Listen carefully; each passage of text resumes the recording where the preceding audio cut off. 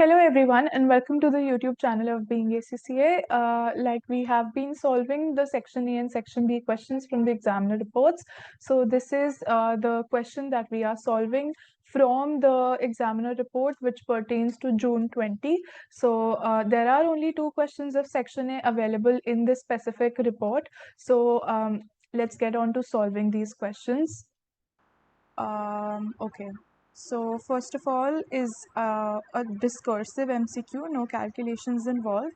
Which of the following statements is not true about a sales mix variance? Now we do have the options as well. Let's have first of all, let's discuss what the sales mix variance talks about. So the sales mix variance will basically show you that, okay, if A, B, C were your products,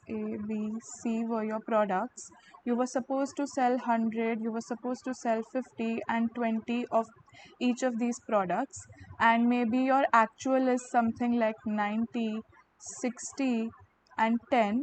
So this will be multiplied by the contribution that you are earning on each of these units, and that will tell you that how your mix has changed, how it should have been and how it actually turned out to be. So this is what your sales mix variance talks about. So we have to select an option which does not represent a fact about the sales mix variance. So the first option is, if actual sales revenues from two products are in the same ratio as the budgeted sales revenues, there is no measurable sales mix variance. Now, do you think this statement is right? Do you think this is right?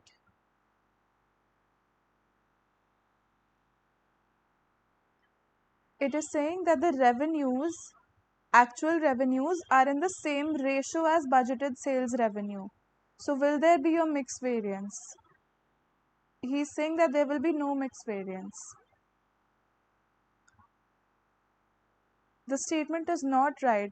Why? Because even if it is in the same ratio, let's suppose we have two products, like the statement says. Let's suppose we have product A and B.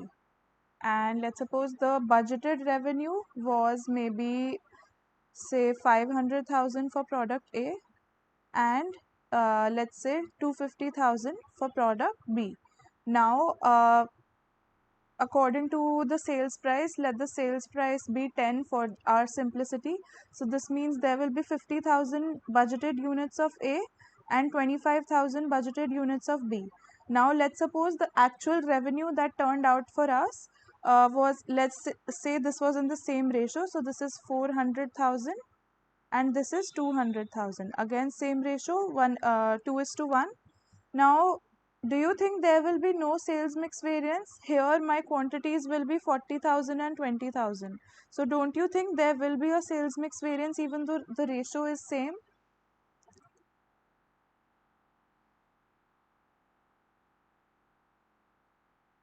Yes, right. So there will be a sales mix variance, and that is why this statement is incorrect, and hence this will be marked as our answer. So this is the right answer.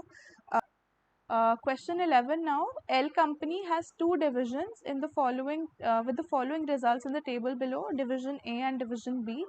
So we have to see, if the division is shut down, then L company will avoid all the division specific costs and half of the head office costs allocated to the division.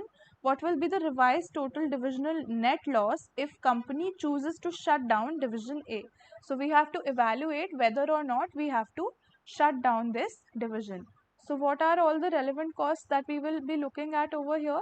First of all, I'm going to be losing a revenue of $1,000,000,000. So minus 1,000 is my lost revenue. Why am I putting a minus? Because this is something that I will no longer be earning now, right? Then I will be saving on my variable cost. That means a positive 400. This is something I'm saving. Then divisional fixed costs. So it is mentioned over here that all of the divisional fixed costs, specific fixed costs will be avoided. That means I will be saving entire 650 amount.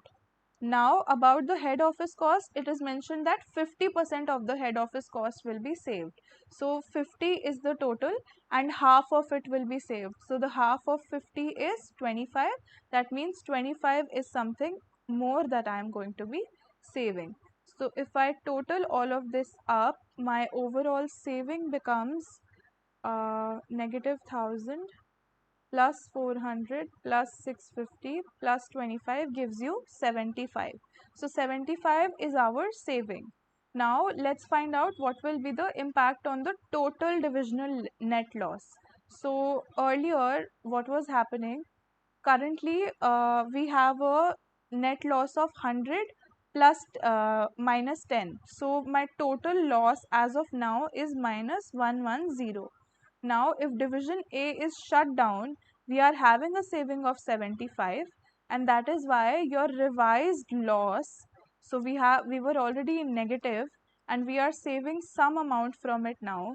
So minus 110 plus 75 gives you, now you will only have a loss of minus $35 million. And now your answer becomes, it is already mentioned that this is a loss, so I will just say 35 over here. Million is already given to me. So please be very careful in your exam. Section A and B, as I told you previously also, they are completely marked automatically by the computer. So if I type my answer over here as 35 million in in entirety by putting the zeros also, the computer will mark this answer wrong because the million is already given to me in the question. With this, we have come to an end to the questions of section A that were available in this specific examiner's report. I hope that this video was helpful. Please stay tuned for more videos like this. Bye-bye.